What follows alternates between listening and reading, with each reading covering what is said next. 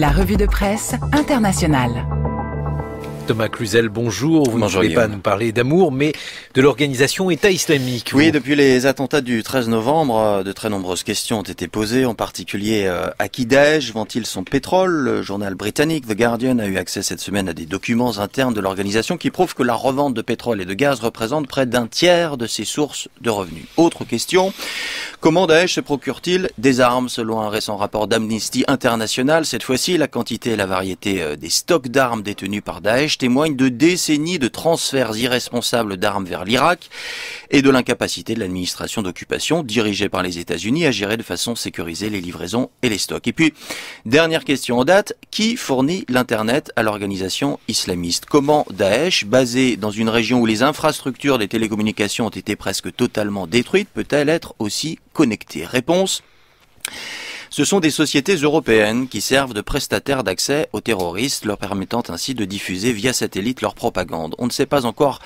clairement si ces entreprises le font sciemment, mais des documents obtenus par le Spiegel montrent non seulement que ces prestataires savent pertinemment ce qui est en train de se passer, mais pire encore qu'ils pourraient immédiatement et relativement facilement couper tout accès de Daesh à Internet. L'article du Spiegel, repéré par le Courrier international, explique que pour se connecter en Syrie ou en Irak, les membres de Daesh achètent du matériel à Antioche, une ville située dans une province de Turquie, limitrophe de la Syrie, où des milliers de paraboles permettent d'accéder à Internet par voie satellitaire. Ces dernières années, le secteur de la connexion satellitaire s'est en effet considérablement développé, de sorte qu'aujourd'hui, au lieu d'une connexion classique par câble, tout ce qu'il faut, c'est une antenne parabolique pour la transmission et la réception et un modem.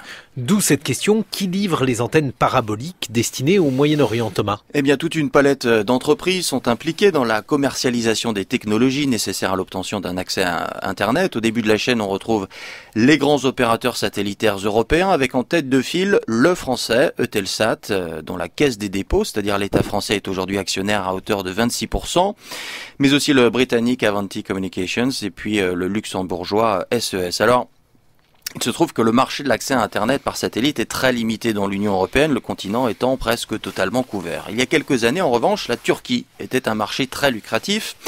Sauf qu'aujourd'hui, les ventes piétinent là aussi parce que les connexions par satellite y sont plus coûteuses que la DSL classique. Le problème, c'est que selon les données les plus récentes publiées par l'autorité turque chargée des télécommunications, on recensait 11 000 utilisateurs d'Internet par satellite en Turquie au premier trimestre 2015, soit à peine 500 de plus que l'année précédente. Or, rien qu'en 2013 et 2014, les 2 années précédentes, une entreprise comme l'allemand SAT Internet Services a exporté plus de 6000 antennes paraboliques en Turquie, comme le prouvent les documents des douanes que le Spiegel a pu se procurer. En d'autres termes, il est probable que la plupart de ces antennes ne sont pas restées en Turquie et il y a fort à parier qu'un grand nombre d'entre elles est abouti en Syrie. Le marché syrien présente en effet un avantage certain pour les grands opérateurs, des prix élevés dans la mesure où il n'y a sur place aucun autre moyen de se connecter à l'Internet. Alors il est peu vraisemblable que l'une ou l'autre de ces sociétés s'efforce délibérément d'aider ou de soutenir Daesh, tout comme l'on peine à déterminer si elles savent vraiment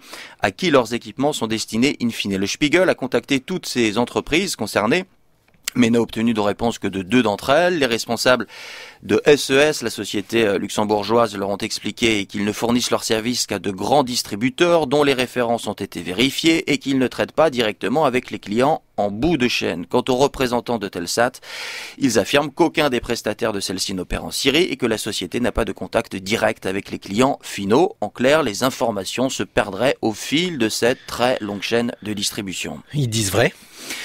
Eh bien non. Et pourquoi? Parce que les opérateurs satellitaires et leurs partenaires de distribution sont capables en réalité de déterminer l'emplacement des équipements qu'ils commercialisent. Quand ils installent des paraboles et configurent leur accès à Internet, leurs clients sont obligés de fournir leurs coordonnées GPS. Si l'on entre de fausses informations, les clients ne sont pas en mesure d'accéder au réseau ou alors se retrouvent avec de mauvaises connexions. Or, qu'indiquent les données GPS obtenues par le Spiegel pour les années 2014 et 2015, elles montrent très clairement que des antennes paraboliques sont en fait précisément situées dans des sites contrôlés par Daesh et pourtant, insiste l'hebdomadaire, sur le plan technique, il serait relativement facile aux opérateurs de couper le réseau. Un simple clic et l'accès est bloqué. bloqués. D'où cette question, pourquoi les opérateurs seraient-ils disposés à fermer les yeux sur le fait qu'ils fournissent à un groupe terroriste l'infrastructure nécessaire pour communiquer, diffuser sa propagande et peut-être même planifier des attentats? L'explication pourrait être purement et bassement financière. Les spécialistes du secteur estiment que le coût d'un satellite